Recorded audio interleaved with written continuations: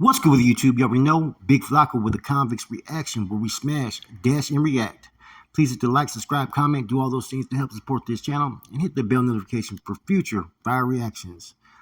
Well, Convicts Reaction, man, as you guys already know about the channel, former convict, changed my ways, used to be about that life, right? But the same token, though, the things that I learned as a convict in prison, on the streets, has helped me to really process and really look at things from all different types of perspectives and views. And I think that's important in our communities, in this world, that we don't just see things through one lens. Now, we got something that happened in Las Vegas at a high school called Rancho High. This happened like about 2 weeks ago, approximately, where a student, allegedly one student started with some headphones and some a vape pen. One student ended up hitting one student, then a bunch of students just swarmed on the student. Now, they pretty much beat this dude senseless. They did overkill. There was no threat. There was nothing. Pretty much took advantage of the situation to go overboard. You know, getting high feet, getting pumped up, and just smashing on someone. That's just how it looked in my eyes when I seen the video. Now, the media is trying to put different spins on it. Some of the public are putting different spins on it, talking about that, you know, it's 10. First they said 15 black kids, 10. Allegedly 8 were arrested. 3 have just been charged with murder because he died weeks later because he was on life support, pretty much brain damage. And so they charged 3 teens today with murder. All these teens are from the ages of 13 to 17. Now, some of them are having a public outcry that, you know, it was racial because the kid was white. Then some of the black supporters out there are basically saying that it's an attack on their people, their heritage, and their culture and whatnot. Let's just keep it 100. This isn't an attack on anybody's people of color of skin. This was just a senseless act where the students were white and committed the act, black, mixed, or whatnot, or even if it was black on black. What you witnessed, there's no justification. See, you have the right to defend people. You have the right to defend yourself. But where does it go where you're going overboard into where life's taken? Now, apparently all these kids were in high school, right? Which says a lot. If you're still in a regular high school, you know what I'm saying, that means you're there for your education and you're trying to do something with your life when you become an adult. Most of the fucked up gang members that start to commit all kinds of crazy acts, we start going to continuation high schools or we don't go to school no more. So that was the one thing I noticed, right? Now, this act right here is going to have heavy consequences for some of these young men to where it's going to forever change their life. And see, I look at it from more of a standpoint of this. It's terrible what happened. No one should have to go through that. No family should have to go through that. These kids should have been taught better ways on how to deal with issues. So now their lives are pretty much thrown away for the most part. I'm not looking at solutions now to problems like this. I'm looking at how do you prevent this? How do you reach kids at early stages to where they don't commit these acts? A lot of it has to do with us, right? As parents, we have to have a proactive role in our kids' lives. We have to teach them right from wrong, and we have to teach them how to fucking avoid any peer pressure that's presented with our peers. Because half those kids were probably juiced up because the other person was doing whatever they were doing, you know. And the schools always want to sit there and meddle in kids' lives, their family lives, and ask questions and do all kinds of weird shit. But they never talk about the core issues that need to be discussed in school, especially at a younger age. You got to plant those seeds early. You can't wait till they're already in high school and say, oh, we got to talk about bullies. Because if they already have a mindset, if they're already coming from whether street life, criminal life, family life, whatever it may be, they're already on a different page that it's going to be hard to approach them to change. Now, unless there was racial overtones or anything like that, race needs to be thrown out the window, even if all the kids were black and the victim was white. Because apparently he felt comfortable enough to be hanging out with them. Okay. Now, I look up cases all the time, and I don't just stay within the gang and criminal aspects. I look at things that happen with our youth, and I analyze things, and I try to find different ways in which we can help. And the one thing that's missing is the prevention. Not enough work is done and given in the early years of a lot of kids' life. And it doesn't have to just be in the urban or ghetto communities. It has to be done everywhere. And what I mean by that is you have to have real people who have knowledge of the streets and the upbringing of kids, because a lot of times you have these teachers, they go off templates and statistics, and that shit just doesn't fucking work. Let's just keep it real. You need to have people coming in that have raw takes on matters and how they can find different ways of understanding where their actions could lead them, understanding what their actions are, and understand how to stay away from it. I've always wanted to do youth outreach work, but I think in order to do it, it's not to always focus on those kids that are in their 14, 16, whatever, because I think a lot of times it's harder to reach them.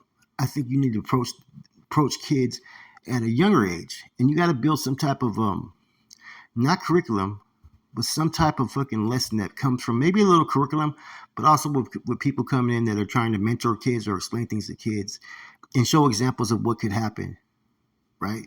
They don't do that enough. They used to do that with drugs, DARE, and it was, as much as they thought it was a good program, it was a fucking lousy program that they had at DARE.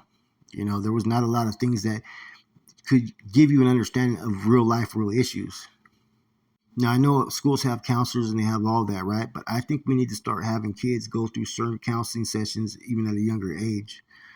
And as long as the parents are okay about it, as long as it stays away from sometimes the home life, because sometimes people want to meddle in other people's home lives when there's not even problems there. Now, if there's a problem there, then of course, the schools are mandated reporters and have to report such. But sometimes these kids just need someone that's going to sit there and, like I said, listen to what they have to say, listen to what they experience, know what's going on in these schools, know the pressure that maybe they have, that they could succumb to. And talk about gangs, talk about bullies, talk about drugs at a young age. I learned in a class, and I've used this as an example, it was called PK, Parent Institute of Quality Education. And see, they're teaching you how to plant seeds in your kids at a young age, taking them to the colleges and what's going on, and explaining the negative things of, people who are working out the streets that didn't get an education. You need to do the same thing with the streets. And you don't wait till they're a certain age. You hit it when they're young. Because the more you sit there and try to ingrain that and instill that in them, the more eventually it's going to resonate, that seed's going to grow, and they're going to understand right from wrong. And they're going to understand how to avoid the pressures that happens to some of these kids in these schools. I mean, there's a lot of pressure going into high school, junior high, and all that. All of us know that. It's like a whole nother world where people are judged, where people are evaluated. And if you don't live up to a certain, expected look, people are quick to try to fucking minimize who you are. They're quick to downplay you. They're quick to look at you in an inferior role. Therefore, kids start to want to gravitate towards things that are receptive to them. And they learn that they have to follow these other kids and doing this and doing that. And that's where you get all these followers. You're not building leaders, but followers. We are all products of our environment.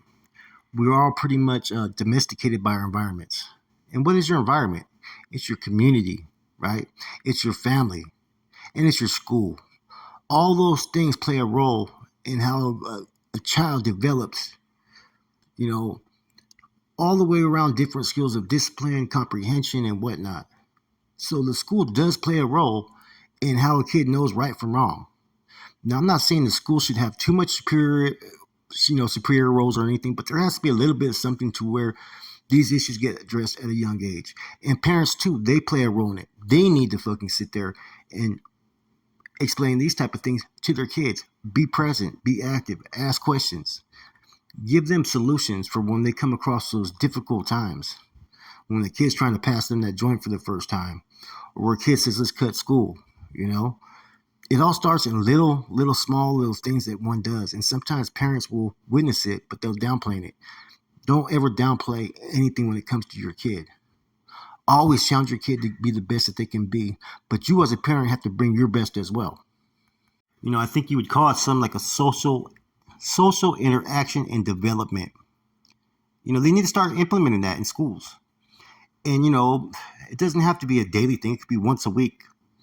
And it could be different topics, from bullies to pressure and all that, man. These things need to be instilled in kids, man. And at the same time, you got to sit there and build a system that gives rewards for behavior.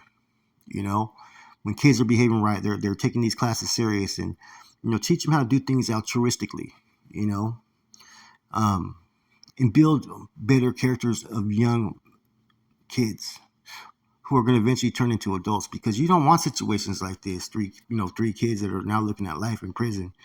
This isn't the only story that I've witnessed, that I've heard about this, and it's just unfortunate that the reactions that we get from a lot of podcasters nowadays, especially in the genre that we're in, where we come from, there's not enough effort or attention that's given on the kids, man. And we've all failed at it from time to time. We've all come in with, this is the goal, this is what's in mind. But some of the stuff I do on my other channel, it's not really necessarily always for kids or teenagers. This right here is more along the lines for the adult to hear, for that teacher to hear, for the community to hear. Because like I said, man, if we keep on repeating the same type of actions, it's never going to get better. And that's our future. These young men and women and boys and girls are our future. For our grandkids, for our great grandkids. So we want to bring people into this world that can make change, that ain't going to go through the same things that we did. Now, it's never going to be perfect. You're going to still have people that are going to have their fucking, evil ways or racism, whatnot. Okay?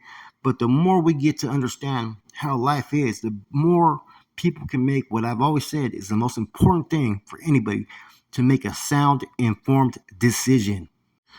Yep, decisions. Well, anyways, man, my prayers to the family that lost their child. He's 17 years old. My prayers to those parents that are going through the struggles with their kids being in juvenile hall, not knowing what's going to happen next, man. If we expect better, we got to do better. Always remember that. That said, it's your boy Flaco, Convicts Reaction, man. I'm out.